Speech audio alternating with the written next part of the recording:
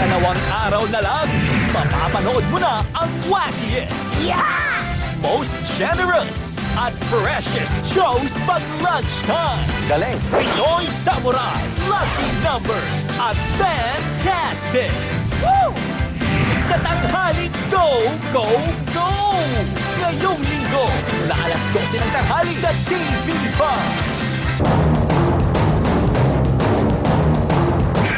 Umakyat na sa mahigit 100 ang patay sa lindol sa New Zealand noong Martes. Bigyo pa rin mailigtas sa mga natrap na Pinoy habang ang mga nakaligtas na OFW hirap na rin ang sitwasyon doon. Now with Irene, ikwento mo. Tuloy ang paghahanap ng mga survivor 3 araw matapos yanigin ng magnitude 6.3 na lindol ang Christchurch, New Zealand. Pero sa ngayon, nakatuon na ang gobyerno sa retrieval operations sa mga biktima ng lindol. May 50 katawan na ang nahugot mula sa guho sa Canterbury TV building. Pero dahil sa kondisyon ng mga bangkay, hirap silang makilala. The process of victim identification is continuing. That is, as explained earlier, a slow process, and I'm not at this point able to identify by name any more of the deceased, but we will be working on that as quickly as we can. Sa nasabing gusali, pinaniniwala ang natrap ang may 14 na Pinoy na kumukuha ng English language course doon. Kasama rin sa naipit sa guho ang 27 Japanese. Pero hanggang ngayon, wala pang kumpirmasyon mula sa Embahada ng Pilipinas kung may nakita ng Pinoy mula sa nasabing building. Wala pang kumpirmadong Pilipino na body or nakasurvive, no? Okay. Doon sa gumuhong CTV building. Kahit ang mga sinwerteng nakaligtas, hirap na rin sa sitwasyon nila ngayon. Nakakalungkot tingnan kasi kailangan nila ng tubig, kailangan nila ng pagkain, yung mga passport na nila nandun sa immigration. Sa ngayon, pumalo na sa 113 ang bilang ng mga namatay. Doble ng bilang na yan ang nawawala pa. Dadating sa Christchurch ngayong araw ang mga rescuer mula sa UK, China at US. Tuloy-tuloy din ang house-to-house search ng mga otoridad sa pag-asang may makikita pa silang buhay. Naomi Dayrit, News 5. Mula Iloilo, lumuwas na ng Maynila ang isang kaanak ng 14 na Pinoy na naipit sa mga gumuho sa New Zealand. Siya si Ronisa Bensurto, ate ng 23 taong gulang na si Valkin Bensurto, isa sa mga Pinoy na natabunan ng semento sa Canterbury Building sa Christchurch. Dumulog na sa DFA si Ronisa para makapunta sa New Zealand at personal na maghanap sa kanyang kapatid. February 22, tumawag sa bahay yung kaklase nila dito sa Iloilo at sinabi na yun, nabalitaan sa CNN na may lindol daw na nangyayari sa Christchurch sa New Zealand. Kung hindi pa kami tinawagan, wala talaga kaming idea kung anong nangyari. Pebrero 10 daw nang umalis si Valkin sa Iloilo papuntang Christchurch. Samantala, kambyo tayo naman sa aksyon sa metro. Nasabat ng NCRPO ang may 1 bilyong pisong halaga ng shabu sa San Juan kanina.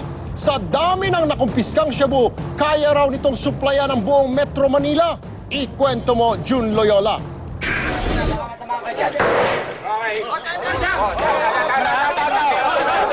Alas 11 ng umaga nang pasukin ng mga operatiba ng NCRPO ang sinasabing imbakan ng shabu sa Barangay Addition Hills sa San Juan. Bumulaga sa kanila ang bulto-bulto ng binalot na shabu na may bigat na 190 kilos. Tinatayang aabot sa 1 bilyong piso ang halaga nito. Nauna nang naaresto noong Miyerkules ang mga nangungupahan sa apartment, ang mga Chinese nationals na sina Long Zong alias Sunny Long, Tong Chang at Wai Leong Chiong. Ayon sa NCRPO, ito na ang pinakamalaking halaga ng shabu na nasabat nila ngayong taon. If you notice, puro mga finished products na ito. No? Nakapack na ito at ang aalamin na naman natin ngayon ay kung saan ito ginagawa. Sa dami ng mga nakumpiskang shabu, kaya na rin itong suplayan ng buong Metro Manila at iba pang kalapit na probinsya. Kaya naman mismong si NCRPO Chief Director Nicanor Bartolome, naniniwalang mababaw na ang parusang habang buhay na kulong sa mga sospek. Malala na ang problemang ito at palagay ko kinakailangan na nating palakasin pa yung ating batas, no? At yung mukhang yung life penalty ay maliit kung ikukumpara sa ganito karaming nakukuha natin. Inaalam na ngayon ng NCRPO kung may kaugnayan ng mga nahuli sa iba pang nahuling Chinese nationals na sangkot din sa ilegal na droga. Umabot na sa 9 na Chinese nationals ang nahuhuli ng NCRPO ngayong taon. June Leola, News 5. Impyerno na kung ituring ng mga taga-Poland ang grabing lamig na nararanasan nila ngayon. Sa Bolivia, tuloy pa rin ang pinsala ng baha kahit tumila na ang ulan at space shuttle na Discovery titake off na sa kahuli-hulihang pagkakataon. Ito ang aksyon abroad ni Naomi Dairi. Lampas 200 na ang patay sa matinding lamig sa Poland. Karamihan mga residenteng walang permanenteng tirahan. Lumagpak sa -15 hanggang -20 degrees ang temperatura sa bansa, kaya literal na nagyelo ang buong Poland. Tuloy-tuloy ang pagroronda ng mga otoridad para mamigay ng mainit na pagkain sa mga residente. Nagbukas na rin ng mga libreng dormitoryo para sa mga walang bahay. Humupa na ang ulan sa Bolivia, pero tuloy pa rin ang malakas na agos ng baha. Nagambalang sa kalsada ang nagbagsak ang mga pananim. Ang pundasyon ng mga bahay unti-unting bumibigay. Umakyat na sa 45 ang patay at lampas 7,000 pamilya ang apektado sa mga pag-ulan na nagsimula noon pang nakaraang buwan. And the final liftoff of Discovery. Ito na ang huling pagsasahimpapawid ng Space Shuttle Discovery. 30 years old na kasi ang Discovery at mas mahal daw kung ipagagawa pa ito kesa sa gumawa ng bagong shuttle. 6 na crew kabilang isang babae ang kasama sa makasaysayang misyon. Ititigil na rin ng NASA ang operasyon ng 2 natitirang space shuttles ng Amerika, ang Atlantis at ang Endeavour. Naomi Dairi, News 5.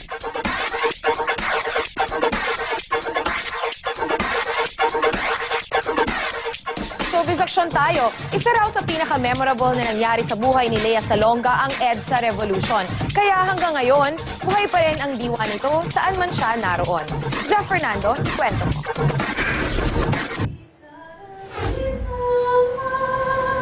Kung may isang bagay na hindi malilimutan ni Lea Salonga, yun ay ang unang people power sa EDSA. Sumabay kasi rito ang kanyang 15th birthday.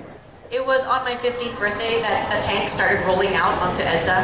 So I think I'm scarred for life. 25 years pagkatapos ng EDSA, nag-celebrate naman si Lea ng kanyang 40th birthday. Siyempre, malaki na ang kaibahan ng paraan ng pagse-celebrate niya ng birthday ngayon kumpara noon. My husband threw a surprise party for me on Monday night where a bunch of close friends, including one of my best friends from New York City that was flown in especially for the occasion, we're all there. Di nakadalo sa concert sa EDSA ngayong araw si Lea, pero kampante siyang kahit papaano ay nasariwa niya ang diwa nito dahil tumutulong siya ngayon sa mga kapatid natin sa Tarlac. Because the field mission was something that had already been set for a while, there was no way that I would have been able to participate in the EDSA celebrations. Bukod sa kanyang misyon sa Tarlac, abala rin si Lea sa paghahanda para sa kanyang concert sa Marso, kasama si David Pomeranz. Yes, I was born for you. It was written in the stars. Aminado naman si David na mula nang marinig niyang kumanta si Lea sa Miss Saigon, naging fan na siya ng Pinay singer. And I was on an airplane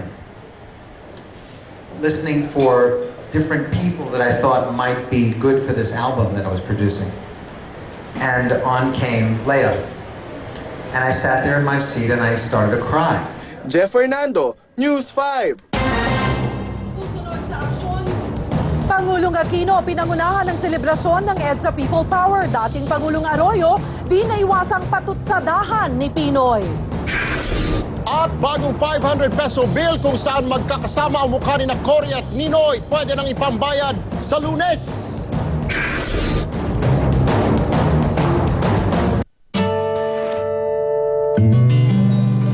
Sabi ni Nay, may pupuntahan kami. Sabi ko, saan po? Sabi niya lang, basta.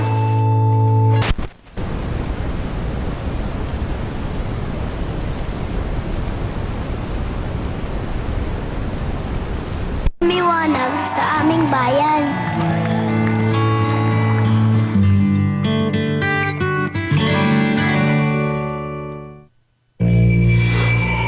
Oily face grease to the max? Use Master Oil Control Max with bigger scrubs and mineral clay to remove 95% excess oil. That's maximum oil control for men. Master.